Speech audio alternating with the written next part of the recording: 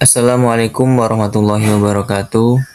Selamat datang kembali. Kali ini kita akan membahas tentang contoh soal sumatif akhir semester atau biasa disebut juga dengan istilah ulangan akhir semester atau penilaian akhir semester mata pelajaran pendidikan agama Islam untuk kelas 6 semester 1.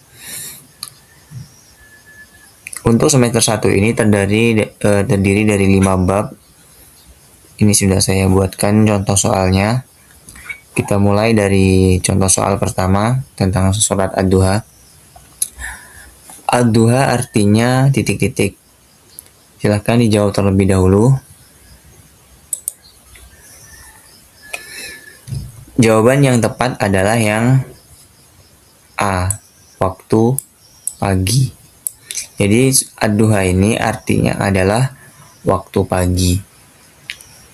Soal selanjutnya, surah Ad-Duha dikelompokkan ke dalam surah Makkiyah karena diturunkan titik-titik. A. Setelah hijrah. B. Saat haji wada. C. Sebelum hijrah. D. Saat Fathu Makkah. Silahkan dijawab terlebih dahulu.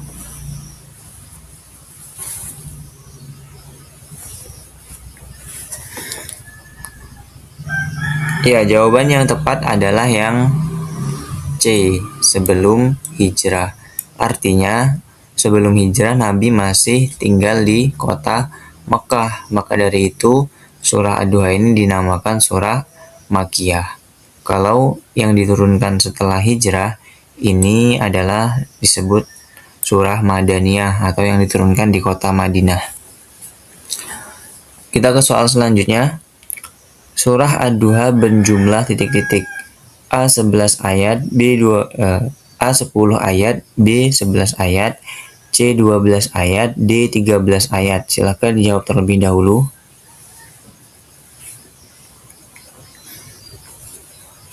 Jawaban yang tepat adalah yang B, 11 ayat. Seperti yang kita ketahui ya, bahwa surat Ad-Duha ini berjumlah 11 ayat. Kemudian soal selanjutnya. Setelah keluarga, orang yang didahulukan jika memberi hadiah adalah titik-titik.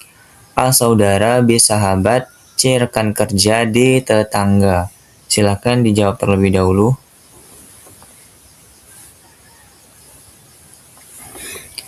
Baik, jawaban yang paling tepat adalah yang D. Tetangga.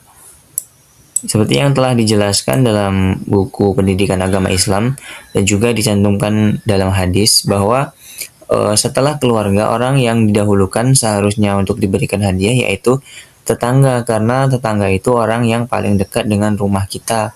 Kalau saudara ini belum tentu dekat rumahnya, bisa jadi dia saudara namun jauh rumahnya. Tapi setiap saat kita pasti membutuhkan tetangga karena tetangga adalah orang yang paling dekat dengan rumah kita. Kemudian memberi hadiah untuk untuk mendapatkan sesuatu dari yang diberi termasuk titik-titik. A. Komisi, B. Persentasi, C. Gratifikasi, D. Korupsi. Silakan dijawab terlebih dahulu. Baik, jawaban yang paling tepat adalah yang C. Gratifikasi. Ibarat kalau bahasanya kita menyuap ya, menyuap atau sogok, itu kalau bahasa sehari-harinya biasanya itu memberikan sesuatu karena ingin mendapatkan imbalan. Misalnya memberi kepada guru agar dikasih nilai yang bagus. Nah, itu niatnya salah. Kalau ingin memberi maka harus ikhlas, tidak mengharapkan sesuatu dari yang diberi. Kemudian soal selanjutnya, Al-Ghafar akar katanya berasal dari kata ghafara yang berarti titik-titik. A. Menitip, B. Menutup, C. Menatap, D. Melihat. Silakan dijawab terlebih dahulu.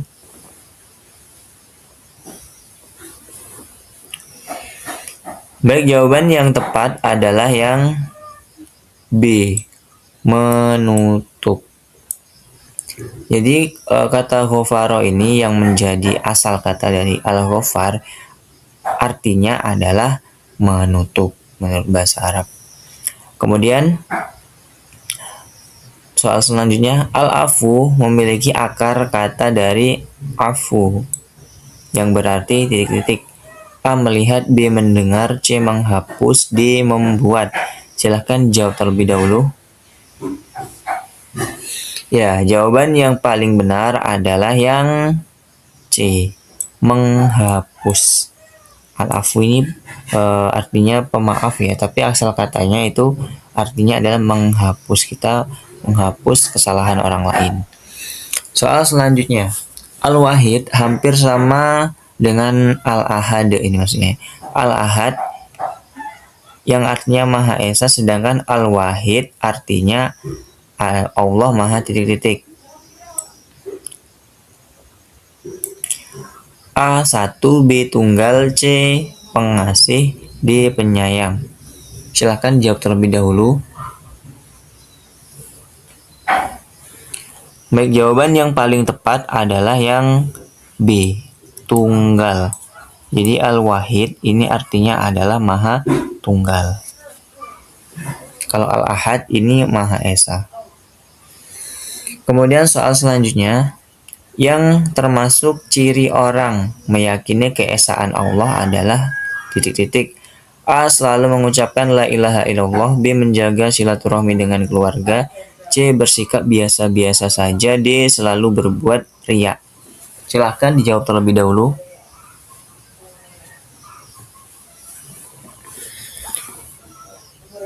Oke, jawaban yang paling tepat adalah yang A, selalu mengucapkan la ilaha illallah. Ini secara lisan ya, bilisan. Kalau penerapannya itu kita harus meyakini bahwa Allah itu Maha Esa atau tidak ada sekutu bagi Allah.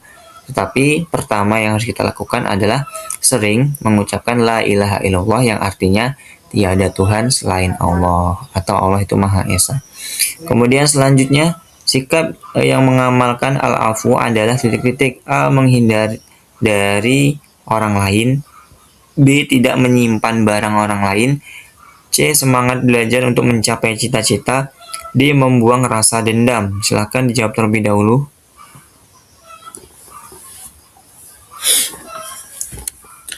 Baik, jawaban yang paling tepat adalah yang D, membuang rasa dendam. Al-afu artinya adalah Maha Pemaaf. Kalau kita ingin meneladani atau mengamalkan sifat Allah al-afu, maka kita harus menjadi orang yang pemaaf, tidak gampang dendam, tidak punya rasa dendam. Kalau ini sebenarnya baik juga ya, tapi ini kurang tepat kalau dihubungkan dengan sifat Allah al-afu. Baik, ke soal selanjutnya. Perhatikan beberapa data berikut. 1. Bangkai nakhitoh, B. Daging babi, C. Daging sapi, 4 atau D. Bangkai ikan, yang terakhir yaitu bangkai belalang. Berdasarkan data tersebut, makanan yang dinyatakan haram dalam surah Al-Maidah ayat 3 adalah titik-titik. A 1 dan 2, B 1 dan 3, C 2 dan 4, D 2 dan 5. Silakan dijawab terlebih dahulu.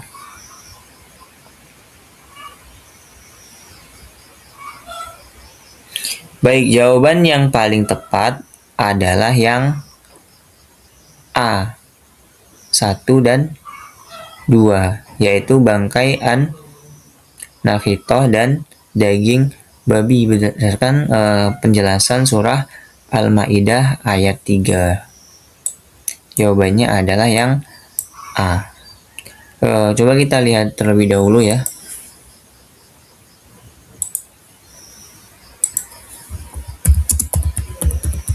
Al-Maidah ayat 3.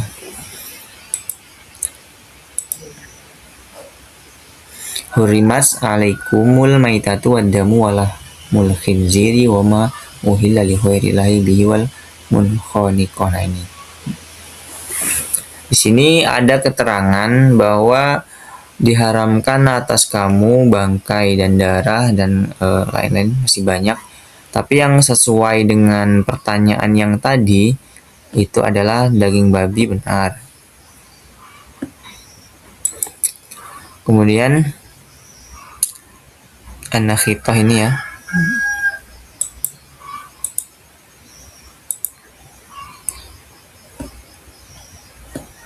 Ini wal munkhaniqatu. Nah, itu.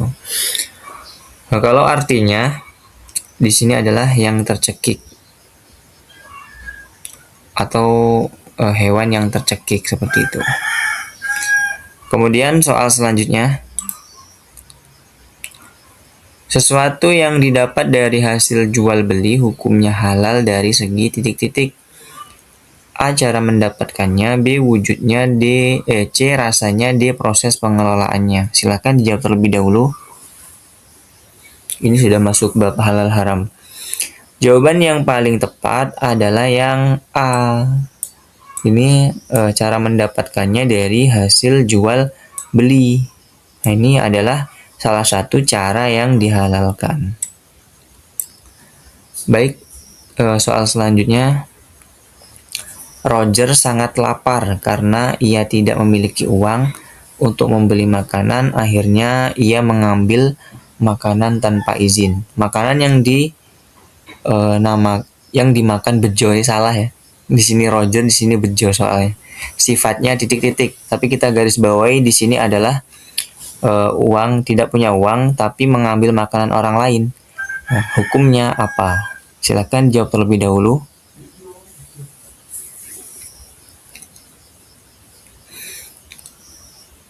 Jawaban yang paling tepat adalah yang D atau haram.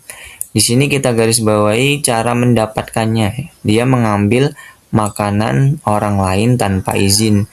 Maka hukum makanan tersebut adalah menjadi haram. Walaupun sifat aslinya, misalnya dia mencurinya roti. Roti itu asalnya halal. Namun cara mendapatkannya haram, maka hukumnya menjadi haram. Soal selanjutnya. Dalam surah Al-Maidah ayat 88 dijelaskan tentang perintah Allah kepada umat muslim agar senantiasa mengonsumsi makanan dan minuman yang A. halal, B. higienis, C. menyehatkan, D. halal dan baik. Silakan jawab terlebih dahulu. Jawaban yang paling tepat adalah yang D. halal dan baik. Coba kita periksa dulu, tadi sudah saya siapkan. Di sini surah Al-Maidah ayat 88. Bismillahirrahmanirrahim. Wa kulu mimma razaqakumullahu halalan thayyiban. Nah, di sini yang digaris bawahi ya. Dan makanlah apa yang telah Allah anugerahkan kepadamu sebagai rezeki yang halal dan baik. Halalan thayyiban. Halal dan baik. Kalau kita lihat di sini sebenarnya ini benar semua ya. Halal ini benar, kemudian higienis juga benar, menyehatkan juga benar, tapi yang paling tepat berdasarkan surah Al-Maidah ayat 88 adalah yang D, halalan thayyiban, halal dan baik. Oke, soal selanjutnya. Berikut ini definisi makanan halal yang tepat adalah titik-titik. A. Makanan yang bersih dan sehat. B. Makanan yang boleh dimakan berdasarkan syariat Islam. C. Makanan yang tidak mengandung bahan berbahaya. D. Makanan yang tidak menimbulkan kemadharatan. Silakan dijawab terlebih dahulu.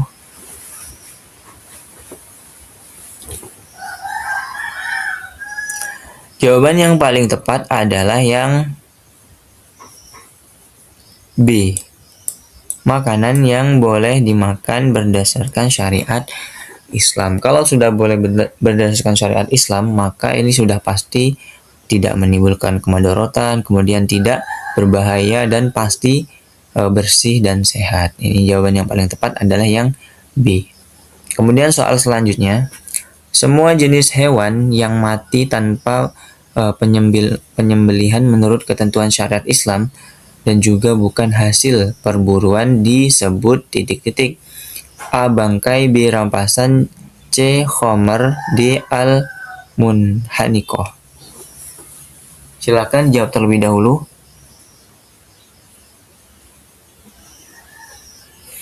Jawaban yang paling tepat adalah yang A. Kalau dia disembelih tapi tanpa ada lafaz Allah di situ, tidak disembelih atau tertabrak mobil, nah itu disebut dengan bangkai dan itu hukumnya adalah haram. Kemudian selanjutnya, berikut surah yang menyatakan tentang menghalalkan binatang ternak terdapat dalam surah titik-titik. A. Al-Maidah ayat 1, B. An-Nahl ayat 114, C. Al-Maidah ayat 3, D. Al-Maidah ayat 97. Silakan dijawab terlebih dahulu.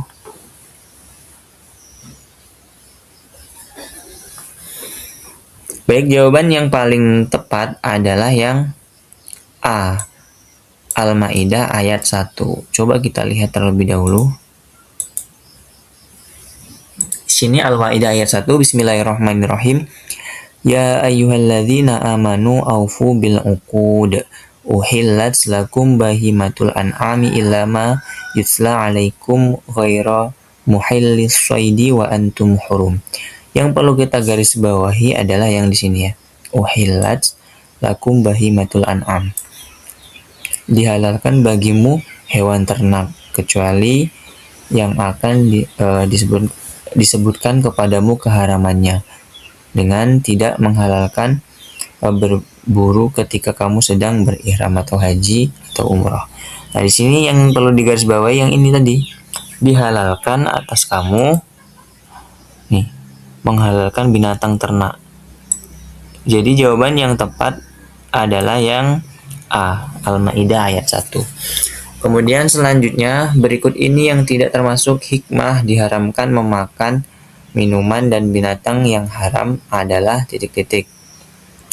A. Dapat menggemukkan badan, B. Dapat menyehatkan badan, C. Terhindar dari penyakit, D. Membuat pola pikir baik.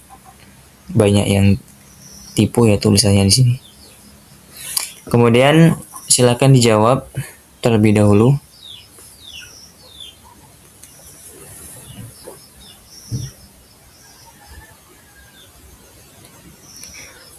Jawaban yang tepat adalah yang mana? Di sini yang tidak termasuk ya. Jadi jawaban yang tepat adalah yang A, dapat menggemukkan badan. Itu bukan termasuk dari hikmah makanan yang diharamkan untuk dimakan atau minuman dan binatang yang haram. Di sini tidak ada ya. Kemudian soal selanjutnya, sumber utama hukum halal dan haram adalah titik-titik. A. Al-Quranul Karim, B. Al-Hadis As-Sunnah, C. Fatwa ulama, D. Undang-undang. Silahkan dijawab terlebih dahulu.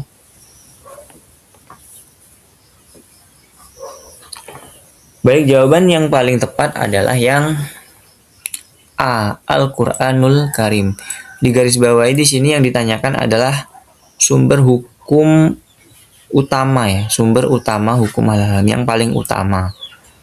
Yang paling utama adalah Al-Quran, baru setelah itu Al-Hadis. Seperti itu urutannya. Kemudian baru fatwa ulama. Kemudian soal selanjutnya, berikut termasuk fungsi hadis dalam hukum halal dan haram adalah titik-titik. A. Sebagai bacaan santri setiap hari, B. Ucapan, tindakan, dan persetujuan Nabi, C. Memperkuat hukum pertama dan utama, D. Menjelaskan yang dimaksud oleh Al-Quran. Silakan jawab terlebih dahulu.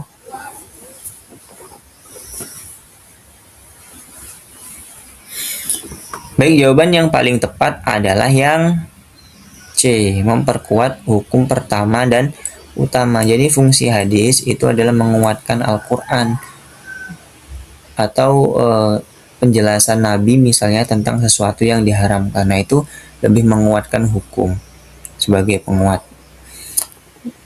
Di sini ucapan ini adalah pengertian ini salah ya. Kemudian soal selanjutnya, kehalalan suatu produk di Indonesia ditetapkan oleh titik-titik. A. Menteri Agama, B. Menteri Perdagangan, C. Komisi DPR RI, D. Komisi Fatwa MUI. Silakan dijawab terlebih dahulu.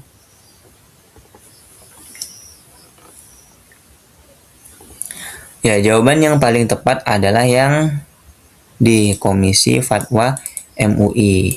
Ini adalah yang menentukan suatu produk itu halal atau haram, itu adalah Komisi Fatwa MUI, ada timnya sendiri. Kemudian soal selanjutnya, berikut ini yang terpenting dilakukan jika membeli produk makanan oleh seorang muslim adalah titik-titik. A. Memastikan kehalalan dan dengan logo halal yang resmi. B. Memperhatikan harga yang tertera pada kemasan. C. Merek dan bentuk kemasan yang menarik. D. Kandungan bahan dan penjelasan cara pengelolaan. Silahkan jawab terlebih dahulu.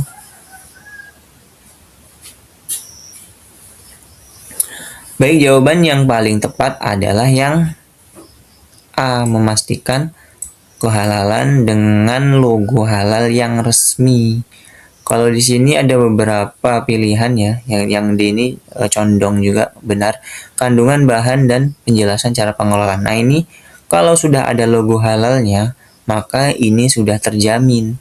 Karena untuk mendapatkan logo halal itu diperiksa juga kandungan bahannya ada yang haram atau tidak. Kemudian cara pengelolaannya itu bagaimana, itu sudah pasti diperiksa atau diteliti oleh Fatwa MUI tadi. Seperti itu. Selanjutnya, Khulafaur Rasyidin artinya adalah titik-titik. A. Pemimpin yang diberi petunjuk. B. Pemimpin yang kuat. D. Pemimpin yang disegani. D. Pemimpin seluruh alam. Silakan dijawab terlebih dahulu.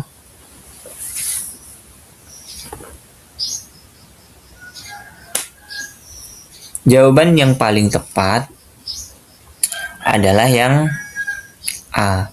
Pemimpin yang diberi petunjuk.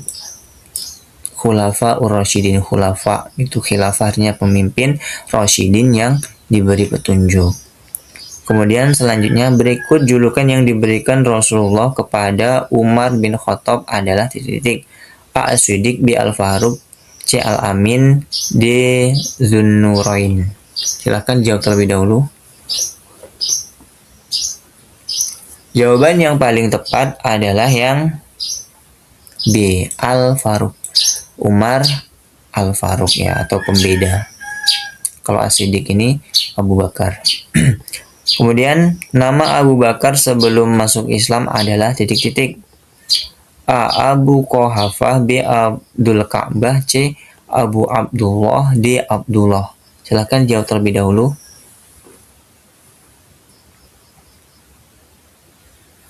Jawaban yang paling tepat adalah yang B. Abdul Ka'bah. Abu Quhafah ini bukan, Abu Abdullah bukan. Yang benar adalah Abdul Ka'bah. Kemudian soal selanjutnya, khalifah yang mencetuskan pemikiran mengenai sistem penanggalan Hijriyah adalah titik-titik. A. Umar bin Khattab, B. Utsman bin Affan, C. Abu Bakar As-Siddiq, D. Ali bin Abi Thalib. Silakan dijawab terlebih dahulu.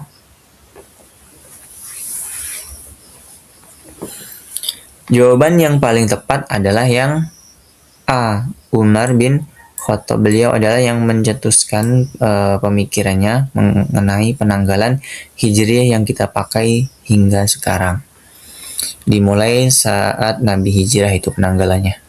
Kemudian soal selanjutnya, setelah memeluk Islam, Umar mendapat gelar Al-Faruq yang artinya titik-titik ini yang tadi ya. Silakan jawab terlebih dahulu.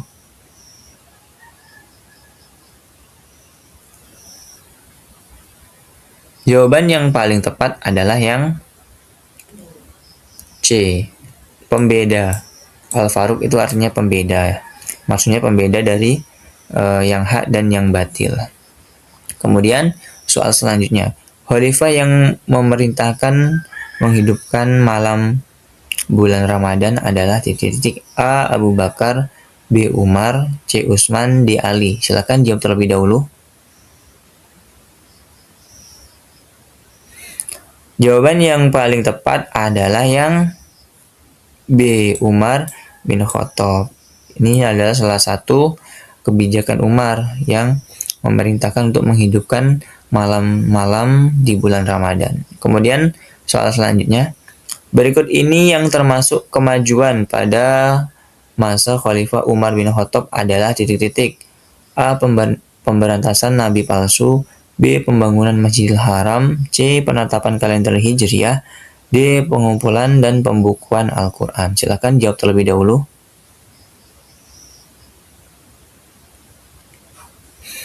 Jawaban yang tepat adalah yang C. Penetapan kalender Hijriah. Kalau pemeriksaan Nabi palsu ini di zaman Abu Bakar. Kemudian pengumpulan Al-Quran juga dimulai dari zaman Abu Bakar.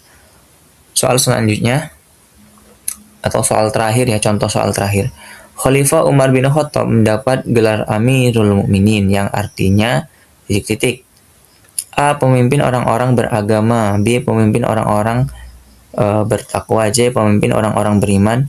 D. Pemimpin orang-orang beruntung. Silakan jawab terlebih dahulu. Jawaban yang paling tepat adalah yang C. Pemimpin orang-orang yang beriman. Amirul Mukmin. Amir itu pemimpin, mukminin orang-orang yang beriman. Jadi itu contoh soal untuk dipelajari. Baik, mungkin sekian dulu dari Bapak Heri. Wassalamualaikum warahmatullahi wabarakatuh.